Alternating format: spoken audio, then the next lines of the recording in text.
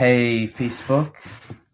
Okay, this is big stuff. What's up, Facebook? What's up, YouTube? My name is Michael Music, and we are officially on episode 32 of Going Live.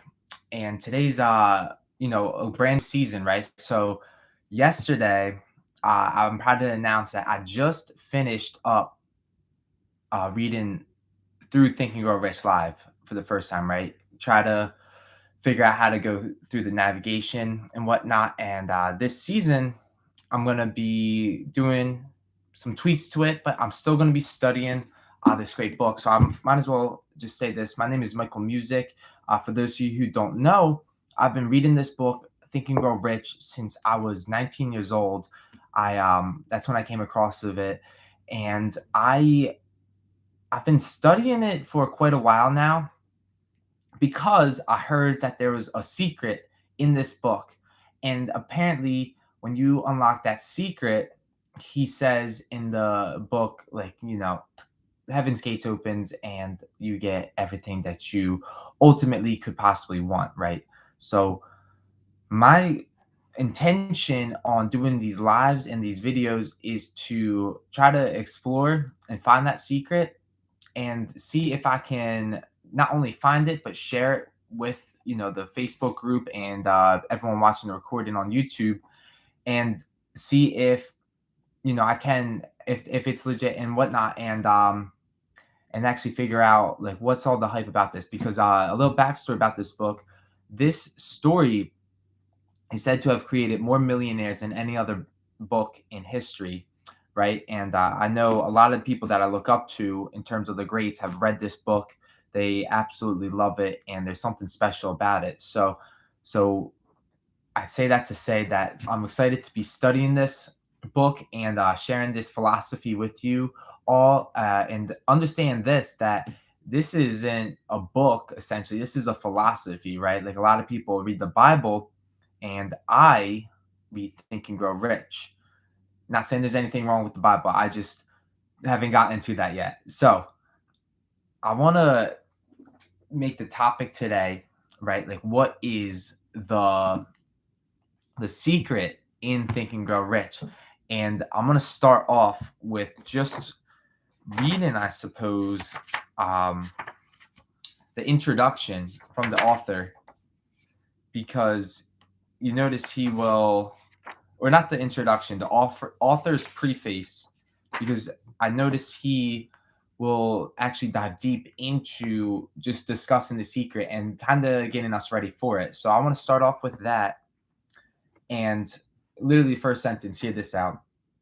In every chapter of this book, mention has been made of the money making secret, which has made fortunes for more than 500 exceedingly wealthy men, whom I have carefully analyzed over a long period of years. So, first paragraph right off the bat, author's preface, he doesn't even mention that. He before he mentions anything, he mentions that the secret is explained in every one of these chapters, right? And so that's what we're here to really figure out. And he says in the next paragraph that the secret was brought to his attention by Andrew Carnegie more than a quarter of a century ago. I'll just keep reading the first page because we might as well get through it. The canny, lovable old Scotsman carelessly tossed it into my mind when I was but a boy. Then he sat back in his chair with a merry twinkle in his eyes and watched carefully to see if I had brains enough to understand the full significance of what he said to me. When he saw that I grasped the idea, he asked if I'd be willing to spend 20 years or more preparing myself to take it to the world, to men and women who, without the secret, might go through life as failures. I said I would, and with Mr. Carnegie's cooperation, I have kept my promise. This book contains the secret after having been put to a practical test by thousands of people in almost every walk of life.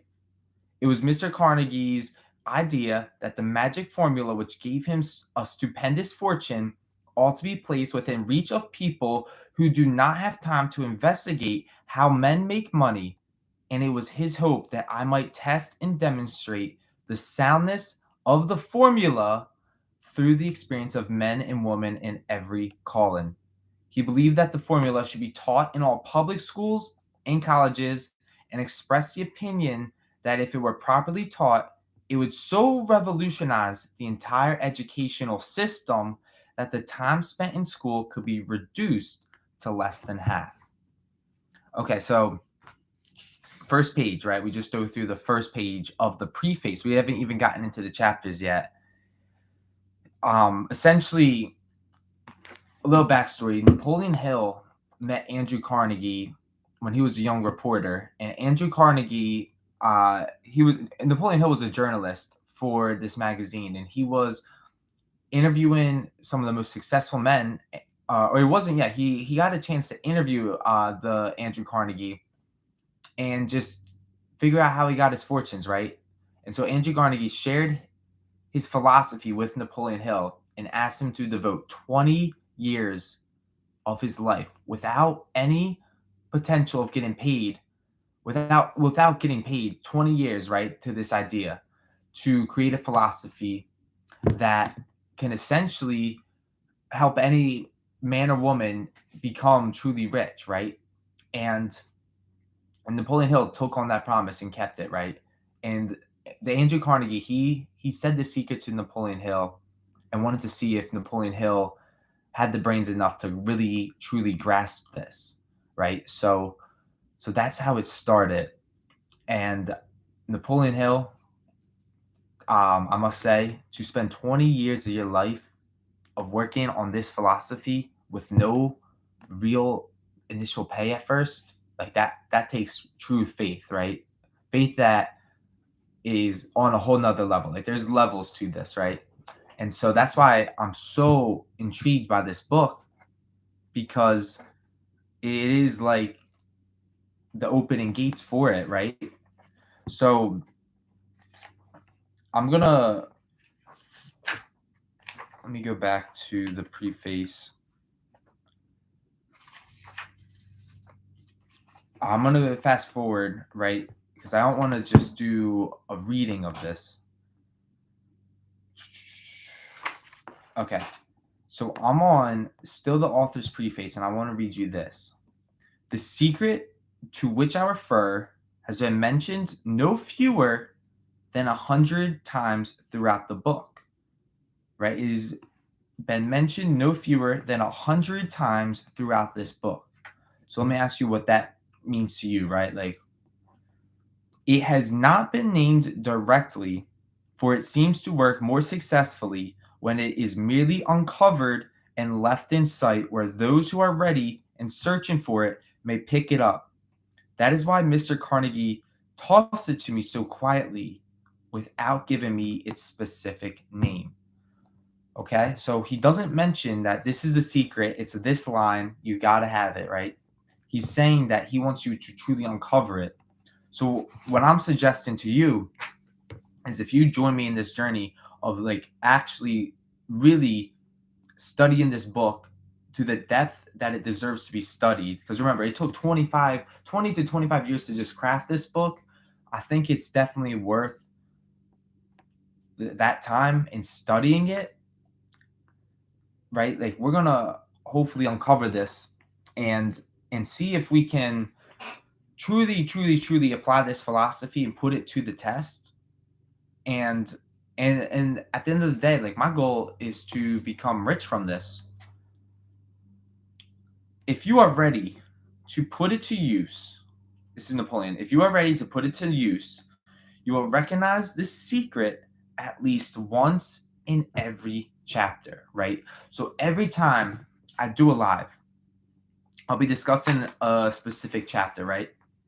And we're going to see if you can recognize, or if I can recognize the secret presented in each chapter, right? That's an interesting thing, because I've read this book 5 to 10 times all the way through, And there's been times where I've read certain chapters, like for example, persistence. I reread that chapter every single day for an entire month, and then I've continued to do stuff like that. Like for example, when before I go to bed, just read auto suggestion every night. I've possibly read that chapter on auto suggestion at least 60 times. So it's now that I'm actually doing lives and teaching this or explaining this, I'm hoping to get a new perspective on this book. I wish I might feel privileged to tell you how you will know if you are ready, but that would deprive you of much of the benefit you will receive when you make the discovery in your own way. Okay, so I'm going to fast forward a tiny bit to the next page, and I must say this. Napoleon Hill says, a peculiar, that word peculiar, that's an interesting word. A peculiar thing about The Secret is that those who once acquire it and use it find themselves literally swept onto success with but little effort, and they never again submit to failure. All right, so that paragraph I want to dive into. Understand how he says the word peculiar, right? Like it's such a interesting term to use for it. It's not a word I hear often. What is the definition of peculiar? It's I'm gonna look peculiar definition. Strange, odd, or unusual, right? So the strange, odd, or unusual thing about The Secret is that those who once acquire it and use it find themselves literally swept onto success with but little effort. So what would that mean if you could actually understand the secret in this book and literally without even like the thing is it's not essentially like so much of a big effort push, but it's that little twist that you can literally be swept onto success and never again submit to failure, right? So that's why this paragraph is a big deal. And when I'm hoping to have you guys get out of me reading this is that we can make that little turn in what we're doing and just experience like a whole tsunami of momentum onto success. So if you doubt this, study the names of those who have used it wherever they have been mentioned and check the records for yourself and be convinced. There's no such thing as something for nothing. The secret to which I refer cannot be had without a price, although the price is far less than its value. So I really want to have you ask yourself, what is the price I'm willing to pay to find the secret? It can not be had at any price by those who are not intentionally searching for it. It cannot be given away. It cannot be purchased for money for the reason that it comes in two parts. One part is already in possession of those who are ready for it. All right. So what does this mean? Because I'm gonna just let you guys know right now. I'm not gonna be saying the secret explicitly myself in this video. We're gonna be asking the questions because if I say it, it may go over your head or on what my perspective is on the secret. But I'm hoping to ask you leading questions to lead you to it, right? So he says that you cannot purchase the secret for money, right? And why can't you purchase it for money? And he says that the reason that it comes in two parts, and one part is already in possession of those who are ready for it. So what are those two parts? And when you're ready for it, why is the one part already in possession, right? What does that make you think of when you accept that you're ready to accept this secret to be swept onto success and you are already in possession of one of the part when you're ready? What does that mean, right? Now, I'm not saying I have the answers to all these questions, but I do know the answers are out there, and I really want to ask you these questions because this is also like a group discussion, right? Okay, the secret serves equally well all who are ready for it. Education has nothing to do with it. All right, and then he goes on to explain that Thomas A. Edison found the secret, and Thomas Edison, matter of fact, only had 3 months of schooling. Now he explains further down that you will find Thomas Edison's story at the beginning of the first chapter. It should convince you that riches are not beyond your reach, that you can still be what you wish to be, that money, fame, and recognition and happiness can be had by all who are ready and determined to have these blessings. How do I know these things? You should have the answer before you finish this book. You may find it on the very first chapter or on the last page. Okay, I'm going to fast forward to the last 2 pages of the author's preface because I don't want to just read, like, you guys can do the reading yourself. And like, even though you're watching this video, it's 100% worth going back and rereading. But we're trying to figure out, like, what is the secret to Think and Grow Rich? And I am essentially trying to hint you towards what he's referring to through these questions. So last paragraph of the second to last page of the author's preface, Napoleon Hill says, somewhere as you read the secret to which I refer will jump from the page and stand boldly before you, if you are ready for it. When it appears, you will recognize it. Whether you receive the sign in the first or the last chapter, stop for a moment when it presents itself and turn down a glass, for that occasion will mark the most important turning point of your life. That's what's cool about it. Let's say you do find it. It's going to stand out so boldly to you, and at that moment, he literally wants you to take a break and celebrate for a moment because you have just stepped into possibly what could be the most important turning point of your life, right? Like, these are big, bold statements that I'm reading out of this book right now, right? So I better hope that I can back them up with answers for you guys, for you ladies and gentlemen, actually, I should say. Okay, and now we pass now to chapter 1 and tell a story. And